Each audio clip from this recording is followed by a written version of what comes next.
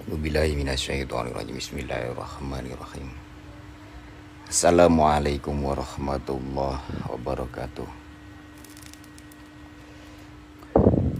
Alhamdulillahirabbil alamin. Wa bihi nasta'inu ala umurid dunya waddin.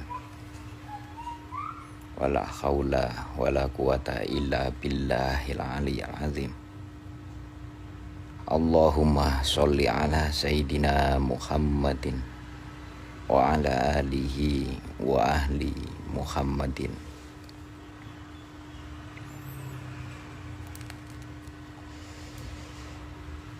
Pembahasan yang sedang saya bahas bersama jamaah pada malam hari ini adalah bab apakah kriteria dari mendapatkan izin Allah dan apa kriteria dari mendapatkan ridho dari Allah Subhanahu wa ta'ala. Kita perlu membahas bab ini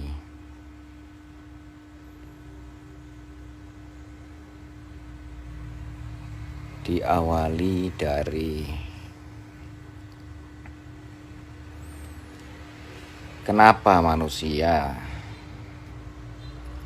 diciptakan. Saya kira semua sering membaca atau mendengar mengenai ayat kenapa toh manusia diciptakan.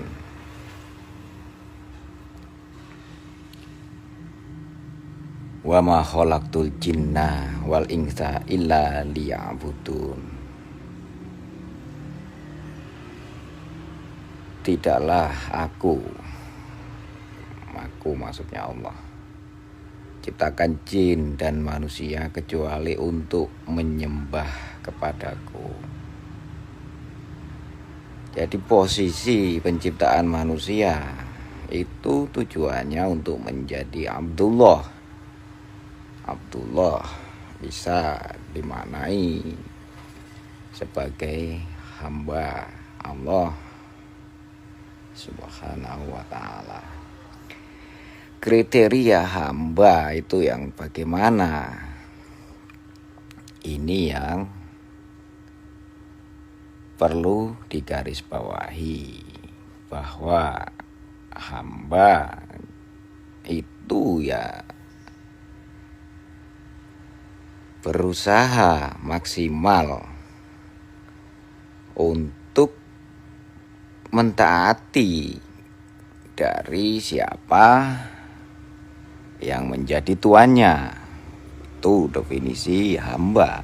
Hamba Allah berarti mentaati dengan menjalankan apa yang Allah perintahkan dan menghindari atau menjauhi apa-apa yang Allah larang.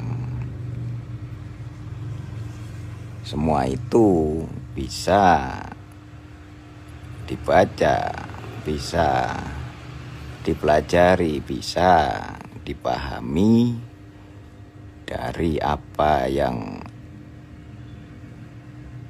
dijelaskan dalam Al-Quran dan apa yang dijelaskan oleh Rasulullah Sallallahu Alaihi Wasallam dari hadis-hadis beliau. Kembali ke pokok pembahasan dalam judul izin. Izin itu berarti perkenan atau semua yang terjadi di alam semesta ini itu mustahil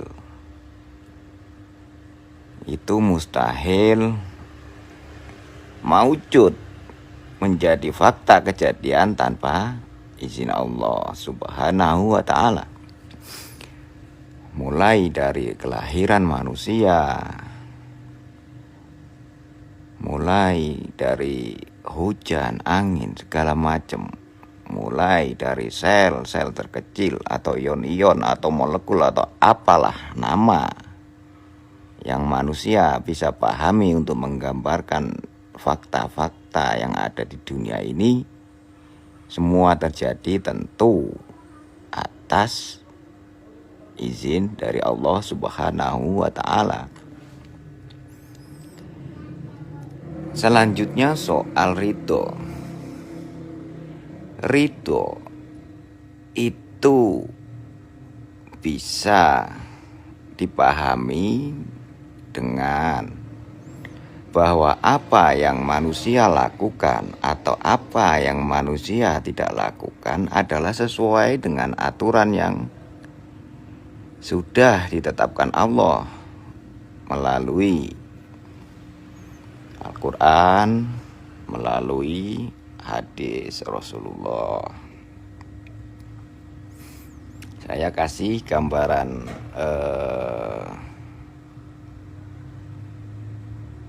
contoh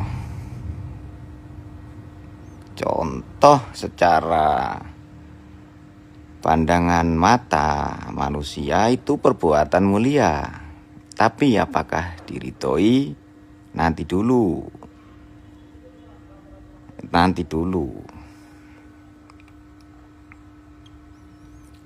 Kita ambil satu ayat, misalnya fawailul lil musallin alladzina hum an sholatihim sahun.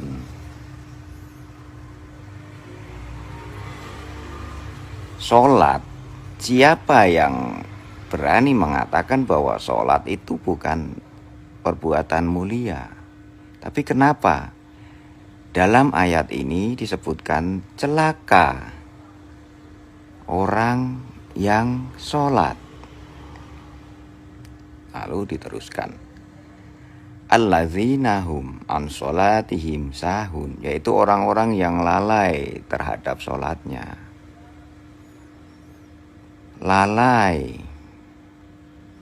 itu bil makna bahwa apa yang dibaca, apa yang dilakukan itu sekedar ritual yang kosong, yang tidak ada imbas sama sekali dalam kehidupan pelaku sholat.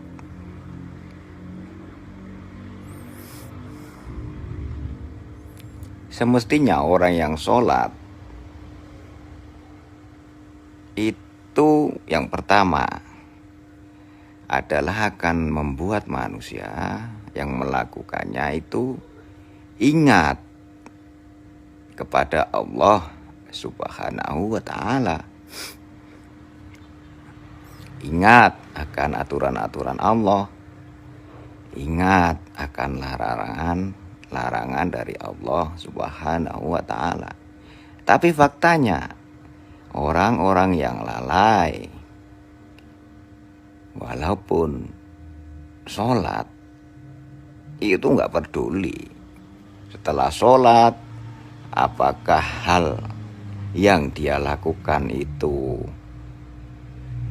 merupakan larangan atau bukan, gak peduli, tetap lanjut dilakukan.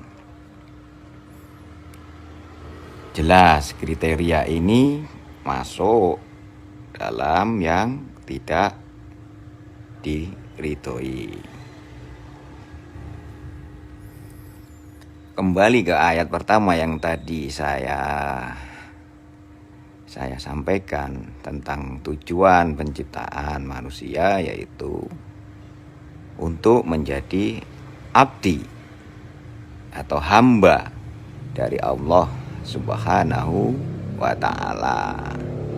Maknanya adalah melakukan sesuatu kebajikan, sesuatu amal soleh atau menghindari suatu larangan yang merupakan kemaksiatan, itu dalam kerangka pengabdian seorang hamba kepada tuannya dengan niat semata-mata beribadah hanya kepada Allah Subhanahu wa ta'ala, bukan melakukan kebajikan, bukan melakukan kebaikan atau amal soleh untuk niat yang lain. Banyak mungkin kita juga melakukannya. Kita memberi orang, ini contoh yang paling mudah. Kita memberikan harta kita mensedekahkan apa yang kita miliki. Niatnya bukan sebagai ibadah yang lillahi ta'ala atau yang ikhlas, tapi kita mengharapkan imbalan atau balasan yang berlipat-lipat. Jangan salah, lakukan kebaikan yang saya contohkan di sini, misalnya kita membagikan harta, atau kita membelikan merpati, atau membelikan token listrik, atau beras, atau minyak, atau apapun, ya itu lakukan lillahi ta'ala, titik, tanpa embel-embel. Jangan melakukan semua itu demi pujian misalnya, demi biar dibalas ini. Saya ngasih 100.000 dibalas 10 kali lipat jadi 1 juta. Lah iya toh. Kalau hal-hal seperti ini terus dilakukan, mestinya di dunia nggak ada orang yang miskin. Bukan seperti itu penerapannya. Lakukan tetap lillahi ta'ala. Misal kamu atau kita ingin karunia atau anugerah Allah, itu ya berdoa, tapi jangan kaitkan dengan apa yang kita sudah niatkan, yang sudah kita ikrarkan. Inna sholati wa nusuki wa mahyaya wa mamati lillahi rabbil alamin. Jangan karena balasan itu adalah janji bagi orang yang memenuhi syarat. Syarat apa? Ya syaratnya ikhlas. Dari awal niatnya sudah ingin balasan. Itu bypass namanya. Saya sitir lagi satu ayat. Wahai jiwa yang tenang, kembalilah kepada Tuhanmu dengan diridhoi. Masuklah engkau ke dalam kriteria atau golongan hambaku. Nah, kembali lagi ke ayat pertama, hamba Allah. Penciptaan awal manusia untuk menjadi Abdullah.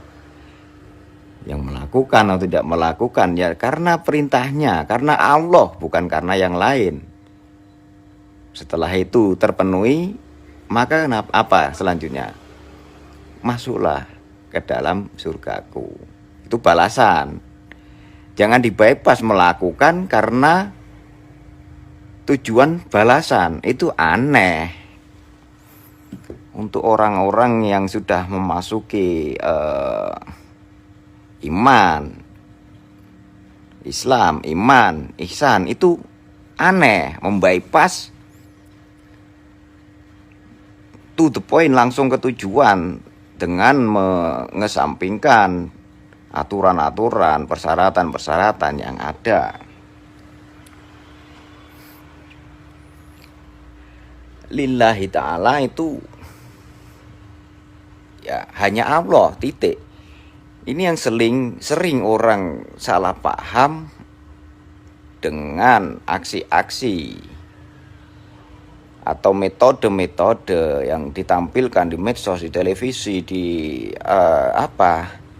di halayak ramai, menampilkan kebajikan, menampilkan kebaikan. itu langsung dihukumi riya. Riya itu apa definisinya ya? Melakukan untuk bukan selain Allah, misalnya untuk mendapatkan pujian, untuk mendapatkan ini itulah segala macam.